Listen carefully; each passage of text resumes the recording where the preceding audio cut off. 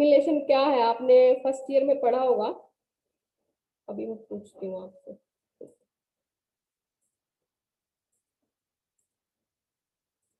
Hello, नए ज्ञान को प्राप्त करने के लिए पुराने ज्ञान में जोड़ना। पहले तो ये बताओ एसिमिलेशन क्या है। मैम किसी ज्ञान को पूरी तरह से मतलब आत्मसात कर लेना, मतलब ग्रहण कर लेना। मैम उसको डेली लाइफ में यूज करने लगना। आपने फर्स्ट ईयर में क्या पढ़ा था एसिमिलेशन के बारे में? मैम, प्याजे का जो जो हमारा कॉग्निटिव पूरा लर्निंग थी, प्याजे का संज्ञानात्मक सिद्धांत था, उसमें क्या जो पढ़ा? हमारा पुराना ज्ञान है उसके साथ जोड़ कर नए ज्ञान को मतलब हाँ जी, पढ़ना। बिल्कुल बिल्कुल सही।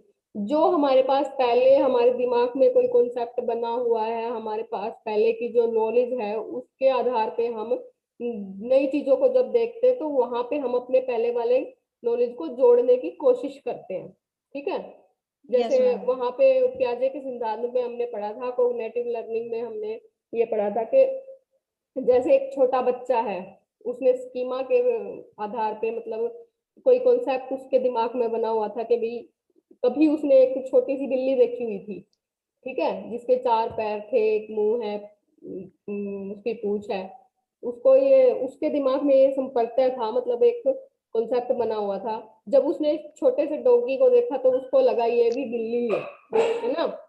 तो वो क्या है, उसके पास पहले वाला ज्ञान था जिसकी वजह से अब नए ज्ञान को प्राप्त करने के लिए वो जोड़ रहा था। ठीक है, यहीं पे इसी तरह से ये होता है। एसिमिलेशन का मतलब है जब हम ज्ञान का आत्मसातीकरण, मतलब ज्ञान को सीखते हैं, उसका प्रयोग करते हैं, ठीक है, और फिर कहीं उसको हमारी पुरानी नॉलेज को नई नॉलेज से जोड़ने की कोशिश करते हैं।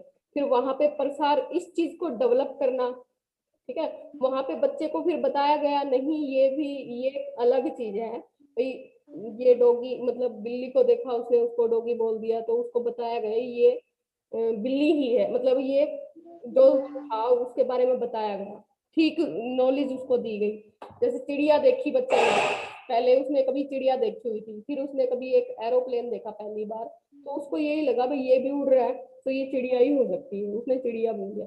फिर किसी ने उसको बताया कि ये एरोप्लेन है, ये चिड़िया नहीं है। फिर क्या है, बच्चे ने सही नॉलेज प्राप्त कर ली। वहां पे क्या हुआ,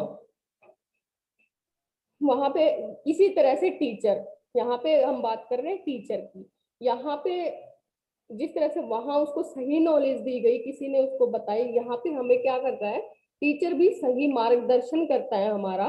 पुराने ज्ञान के तौर आधार पे जब हम नई नॉलेज को ग्रहण करते हैं, उसमें गलतियां करते हैं, ठीक है, उसका प्रयोग करते हुए, तो वो सही रास्ते पे सही डायरेक्शन हमें देने का काम कौन करता है? टीचर करता है। ठीक है, डायरेक्शन दे दी, नॉलेज मिली, फिर उसका प्रसार करना मतलब विस्तार करना, यही है इसमें। मतलब यहाँ पे ये बताया गया कि टीचर किस तरह से करता है यूजर। ये देखिए, ये पता चला इतना? Yes ma'am. यहाँ पे आया है ये कि मीनिंग ऑफ कंस्ट्रक्टिविज्म। कंस्ट्रक्टिविज्म का मतलब क्या होता है बताओ आप। अब मैं यहाँ आपसे ये, जैसे ये क्वेश्चन मैं करती हूँ आपसे कि ये चीज आप बताओ, ये चीज आप बताओ। जैसे कल मैंने आपको 2 पीडीएफ दे दी कि उसको आप पढ़ना, उसके बारे में मैंने पूछा कि भाई ये चीज आप बताओ। आपके पूर्व ज्ञान को मैं जांचने की कोशिश कर रही हूँ यहाँ पे, ठीक है। प्रीवियस मतलब जो नॉलेज है आपको इस बारे में, कंस्ट्रक्टिविज्म रचनावाद के बारे में, आप जो भी जानते हो, जैसा भी जानते हो, वो बताओ आप। रचना, रचना क्या है मतलब? रचना से आप क्या समझते हो? रचना का मतलब है कि हम अपने आत्मज्ञान से किसी चीज की रचना रचना, करते हैं। रचना का मतलब होता है क्रिएटिविटी, ठीक है, सुंदर, क्रिएटिविटी। Yes ma'am. ठीक है, हाँ, मतलब क्रिएटिव चीज का निर्माण करना, मतलब कोई सुंदर चीज है, क्रिएटिव चीज है, रचनात्मक है, ठीक है, साधारण ना होके वो रचनात्मक है, उसमें कुछ सुंदरता है, अच्छाई है, ठीक है। जैसे मैंने यहाँ पे आपसे एक रचनावाद के बारे में पूछा, आप रचनावाद के बारे में जो बताओगे, जो भी आपको जितना भी ज्ञान है वो बताओगे, फिर मैं आपको सही डायरेक्शन दूंगी, ठीक है। अभी ये रचनावाद है, असल में रचनावाद क्या है? कंस्ट्रक्टिविज्म का मतलब होता है जैसे हम पहले क्लास में पढ़ा देते थे, चौक यूज करते थे बस और बता देना। Hello, yes madam.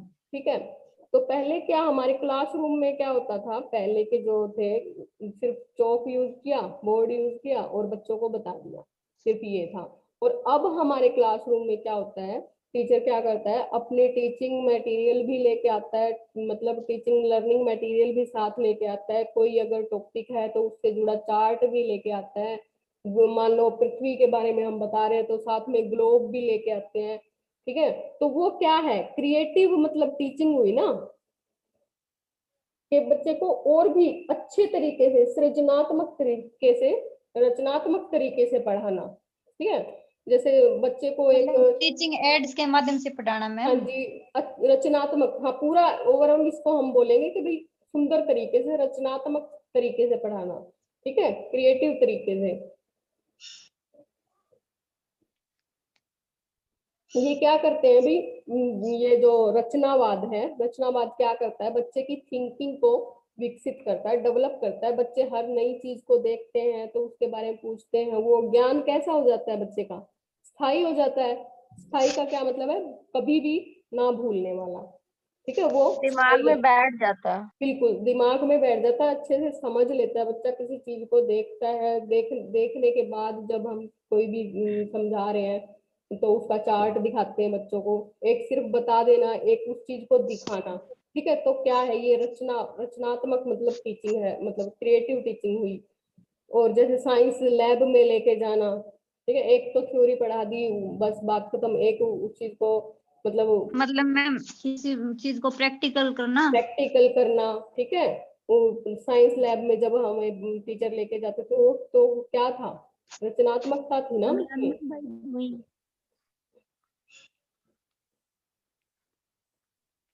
एक्टिविटीज उसमें इन्वॉल्व होती हैं। ठीक है, बच्चे खुद करते हैं, खुद करके सीखते हैं। तो ये कैसी टीचिंग है, रचनावाद है इसमें। फिर ये देखिए,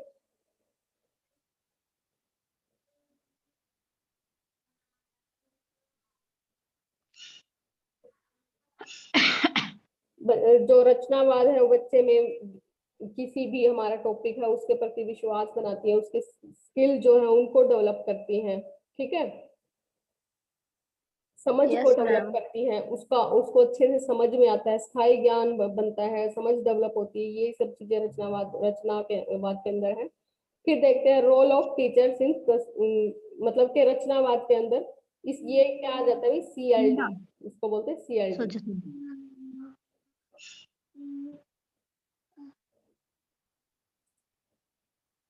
फिर दुख।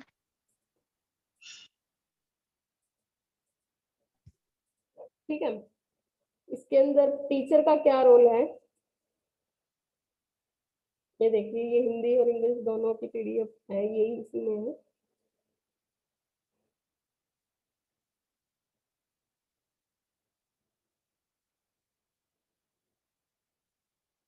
क्या है कि टीचर क्या कहते हैं, constructivist teacher makes sure he understand the student free. मतलब यहाँ पे क्या समझाया गया है कि एक रचनात्मक जो टीचर और रचनावादी जो अध्यापक होते हैं वो स्टूडेंट की जो पहले वाली नॉलेज है उसको, जो संपर्क हैं, जो कॉन्सेप्ट बने हुए हैं, उनको एक बिल्कुल सही डायरेक्शन देता है, उनको क्या करता है, सही दिशा देता है। फिर क्या है, बच्चों को ये पता चलता है हमें क्या सीखना है, सीखने का जो उसका उनके उसके जो स्किल हैं उनको डेवलप करते हैं, इंटरेस्टिंग बनाते हैं अपने टॉपिक को, ताकि बच्चा इंटरेस्ट ले सके, अच्छे से सीख सके। जब इंटरेस्ट लेगा बच्चा तभी सीखेगा।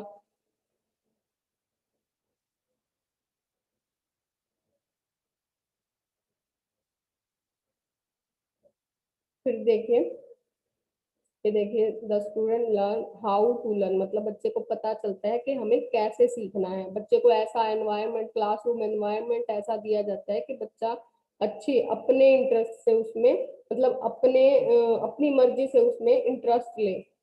ठीक है, फोर्स नहीं किया जाता बच्चे को, बच्चे के सामने सिचुएशन ही ऐसी क्रिएट की जाती है कि बच्चा अपने आप उसमें रुचि ले, एक्सपर्ट लर्नर, मतलब अच्छा सीखने वाला बने, उसका अधिगम जो है अच्छा हो, लेवल।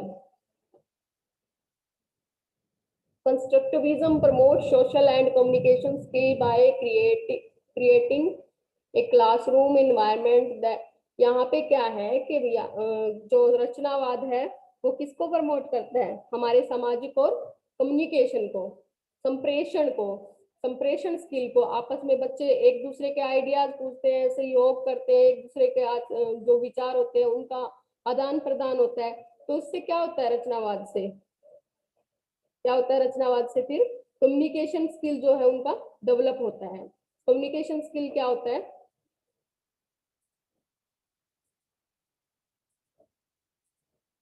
हेलो, एक दूसरे को आदान आदान प्रदान करते हैं ma'am. Collaboration and exchange of ideas. Communication constructivism क्या करता है, प्रमोट करता है सोशल और मतलब सामाजिक और हमारे जो संप्रेषण के जो कौशल हैं, एक दूसरे के आइडियाज को मतलब आचार विचारों को ग्रहण करना, एक दूसरे को मतलब दूसरे को अपने आदान प्रदान करते हैं ना मैम। आदान प्रदान मैम करना, जैसे ठीक है, सहयोग की भावना, ग्रुप स्टडी, सहयोग की भावना का ग्रुप विकास स्टडी। करना, ये सब क्या किसका प्रभाव मतलब कंस्ट्रक्टिविज्म करता है।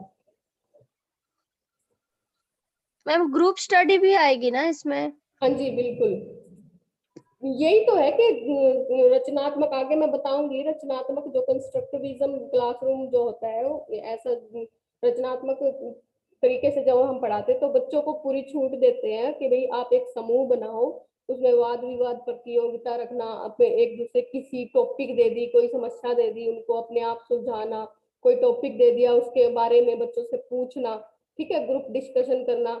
तो उसी से क्या है, ये सब चीजें किस में आती है, कंस्ट्रक्टिविज्म में आती है, रचनावाद में आती है। रचनावादी मतलब उसको बोलेंगे जब कोई टीचर इस तरीके से आप को पढ़ा रहा है या कोई इस तरह से ये सिचुएशन हमारे सामने रख रहा है तो वो उसको क्या कहेंगे, मतलब रचनावादी टीचर है वो, ठीक है।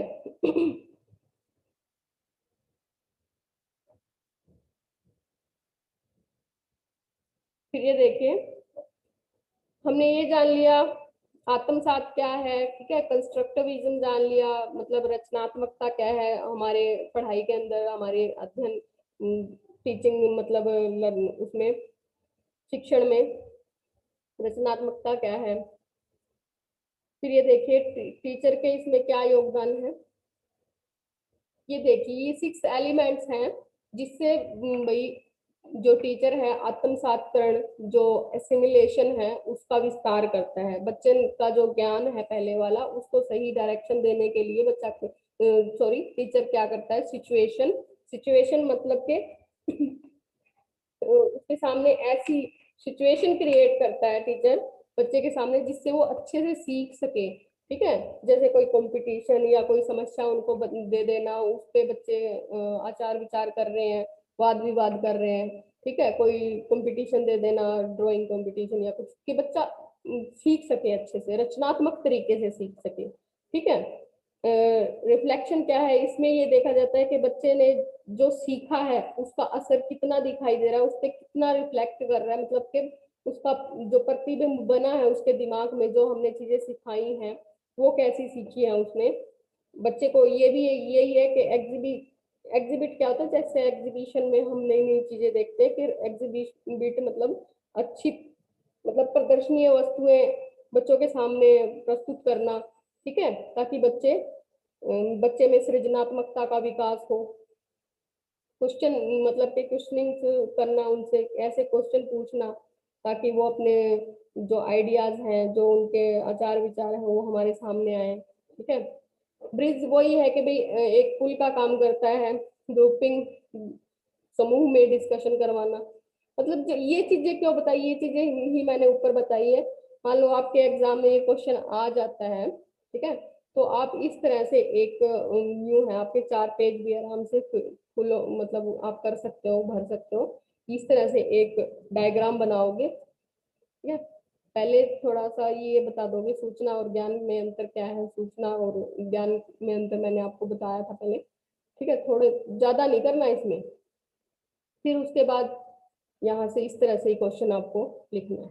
पहले रचनावाद के बारे में बताओगे, असेंबली ये आत्मसातकरण के बारे में बताओगे, ठीक है, रचनावाद के बारे में, फिर टीचर की क्या भूमिका है,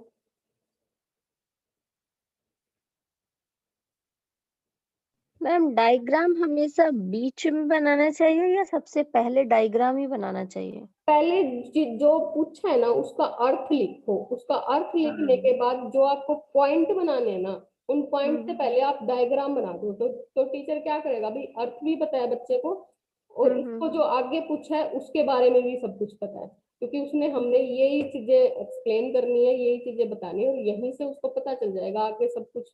मतलब टीचर के सामने बहुत सारे कॉपियां होती है भी चेक करने के लिए, तो उसको यही पता चल जाएगा, हाँ बस बच्चे को सारी बात पता है, वो यहीं से नंबर दे देगा आपको। ठीक है, ये चीजें मैं आपको बता चुकी।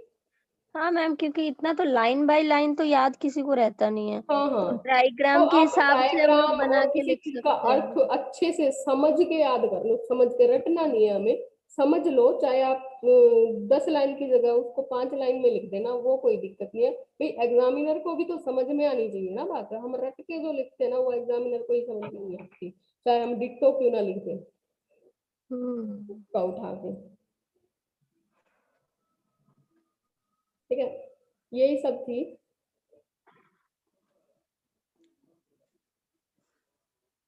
इंडिविजुअल कोलैबोरेटिव थिंकिंग मतलब के जो अलग अलग विचार होते हैं, ठीक है, उनके बारे में हमें पता चलता है। ग्रुप में अगर हम डिस्कशन करवाते हैं बच्चों के, अलग अलग ग्रुप बना दो, ठीक है।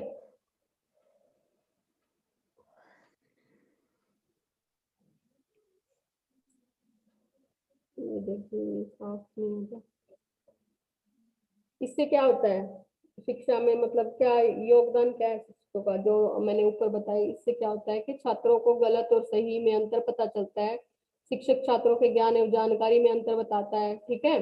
सबसे पहले जो था शिक्षक शिक्षा प्रक्रिया का अभिन्न अंग होता है, शिक्षक कक्षा को संचालित करता है, विस्तार करता है, आगे बढ़ाता है, ज्ञान का विस्तार करता है बच्चों में, ठीक है। शिक्षक विद्यालय में सकारात्मक संस्कृति के निर्माण में मुख्य भूमिका निभाता है। यहाँ पे ये है कि भी जो रचनावाद है उसमें जो आत्म सातीकरण है उसमें टीचर की भूमिका क्या है, रचनावाद में टीचर की क्या भूमिका है, ये जो जितने भी पॉइंट है हिंदी के वाले बच्चे ये अच्छे से याद कर लेना। शिक्षक छात्रों के तथ्यों का विश्लेषण करना सिखाता है, ठीक है। किसी भी चीज को कैसे अलग अलग टुकड़ों में जानना, मतलब विश्लेषण करना क्या है, अलग अलग टुकड़ों में तोड़ के उसको जानना।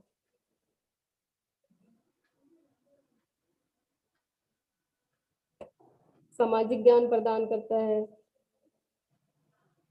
शिक्षक समाज का एक सक्रिय सदस्य होने के कारण समाज के मूल्यों, आदर्शों व संस्कृति के प्रसार में योगदान, मतलब ये तो टीचर के बारे में बताया गया है, ये पढ़ के बताने वाली कोई ऐसी चीज है नहीं, ये तो पढ़ के आपको अपने आप समझ में आ जाएगी, इनका कोई अलग से मीनिंग निकल नहीं रहा। हाँ जी, समझ में आया? यस मैम, बहुत अच्छे से समझ आया। Yes ma'am. ठीक है, इसमें कुछ भी नहीं, ये चीजें मैंने डिट्टो इसलिए नहीं पढ़ के बता रही मैं, क्योंकि ताकि आप खुद पढ़ो इनको कि इसके अंदर होता क्या है, ठीक है। मैंने मोटी मोटी चीजें बता दिया आपको। इस ग्रुप सॉरी, इस डायग्राम को याद रखो, अर्थ को याद रखो जो आपसे पूछा गया है। सबसे पहले इस चीज का अर्थ बताओ, प्रसार का पता ही है। फिर भाई टीचर की क्या भूमिका है, ये हमने यहाँ पे क्या किया, मीनिंग बता दिया। टीचर की क्या भूमिका है, डायग्राम के थ्रू समझा दिया, फिर इनको अलग अलग बता दो, बस देखते ही 16 नंबर आ जाएंगे आपके। मैम, हाँ जी बोलिए। हाँ मैम, पूछ रही हूँ ना कि जब तो ये एसिमिलेशन एंड डिसिमिलेशन का जब क्वेश्चन आएगा तो फिर ये कंस्ट्रक्टिविज्म के बारे में लिखना होगा। हाँ जी, अच्छा, और अगर कंस्ट्रक्टिविज्म मतलब के बारे यहाँ में पे क्या है, एसिमिलेशन जो है आत्मसातकरण है, उसका प्रसार हम किस तरह से कर रहे हैं, प्रसार कर रहे हैं, तो वहां पे रचनात्मक तरीका तो हमें यूज करना ही पड़ेगा ना। हाँ हाँ, तो दोनों सेम है मैम, यहाँ पे हाँ एसिमिलेशन जी, एंड यहाँ पे देखो कंस्ट्रक्टिविज्म। इसमें से आपका आ जाता है 4 नंबर का एक अलग से क्वेश्चन आ सकता है कि सिर्फ रचनावाद का मतलब बताओ। ये देखो ये क्वेश्चन इस तरह से भी आएगा, और कल मैं आपको दिखाऊंगी कि क्वेश्चन में रचनावाद आ जाए, आत्मसात प्रसार आ जाए तो भी रचनावाद लिखना है, आत्मसात प्रसार में अध्यापक की भूमिका तो भी आपको यही लिखना है। Okay ma'am. ठीक है, आत्मसात और आत्मसात का प्रसार करना क्या होता है, रचनावाद ही तो है। कि मतलब बच्चे को जो पहले नॉलेज है उसको हम किस तरह से एक टीचर उसका प्रसार कर सकता है। ठीक है, ये थी हमारी आज की क्लास। और अब हम सेकंड पेपर स्टार्ट करें अभी थर्ड, बताओ। मैम